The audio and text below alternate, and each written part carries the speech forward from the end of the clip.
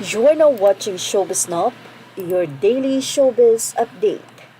Kamakailan lamang ay sobrang nag-viral sa social media ang di umano ay pag-unfollow ni Casey Concepcion sa kanyang ama-amahan na si Kiko Pangilinan, pati na rin sa kanyang kapatid na si Frankie Pangilinan. At mula sa naging artikulo ng Bandera, itong si Gabby Concepcion ay alam daw ang pag-unfollow ni Casey Concepcion kay Kiko at kay Kaki. Kung saan, ayon nga kay Casey, gusto lang niyang maging maayos or peace of mind. Kaya niya ito ginawa. Anyway, narito ang full update.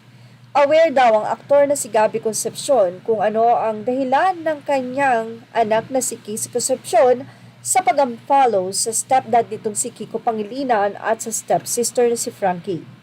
Ayon daw sa kolumnistang si Christopher Min, alam ng ama ng aktres ang mga nangyayari. Ngunit paniguradong pipiliin daw nitong huwag panghimasukan ng tampuhan ng anak sa kanyang pamilya sa side ng ina nitong si megastar Sharon Cuneta. Isang source rin ang tumawag kay Christopher Min at sinabing alam na alam daw ni Gabby ang kwento tungkol sa unfollow issue na yan, pero knowing Gabby, hindi siya makikialam.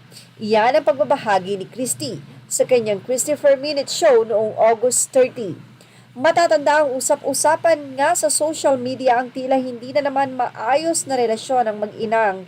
Idagdag pa ang pagkakapansin ng netizen na nag-unfollow si Casey sa kanyang daddy Kiko at kapatid na si Frankie. Si Gabby rin kasi ay parang si Casey. Bibihira rin siyang magsalita at hindi siya nagpo-post ng anumang napakalalim na bagay tungkol sa mga tao na konektado rin sa kanya. Well, nagiging obvious lang ito kapag nagpo-post si megastar na tila hindi din kayang pigilin ng sarili.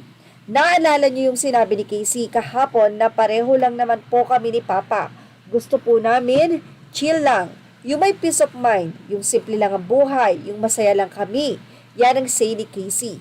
Matatanda ang bago pa ang issue ng tampuhang ay nagbigay na ng reaksyon si Casey sa napapabalitang muling pagsasama nila Sharon at Gabby sa isang concert. Say ni Casey, halo-halo ang kanyang nararamdamang emosyon matapos niyang mabalitaan ang muling pagsasama ng mga magulang. Aniya, guys, alam nyo, ako ang anak nila Sharon at Gabby. So I don't think na nararamdaman ng iba yung nararamdaman ko about this reunion kasi mixed emotions, but of course, nanaig yung happiness ko kasi pangarap kong makita yung parents ko na masayang nag-uusap, nagtatawanan, magkasundo, magkaibigan. Samantala, naging bukas naman ang dalaga sa kanyang pinagdaraanan habang lumalaki at bilang anak ng dalawa. Ako lang ang pilit talagang nakikipagkita sa lahat ng involved sa blended family ko. Feeling ko parang naging responsibilidad kong maging okay sa lahat and to make sure na may relationship ako sa lahat. Yan ang naging pagbabahagi ni Casey. Well, ano man ang tampuhan nila Sharon at Casey, Kiko at Frankie, for sure naman na magiging maayos din yan. Ang ilan ay naniniwala na baka daw talagang pa-effect lang to para ma-promote ang movie ni Casey Concepcion. Well, sana naman nga ganun. At least, hindi totoong tampuhan. Pero kung sakaling totoo, dalangin natin na magkaayos na sila. Yan at Showbiz Now update. Images are all credit to the rightful owners and thank you for watching Showbiz Now.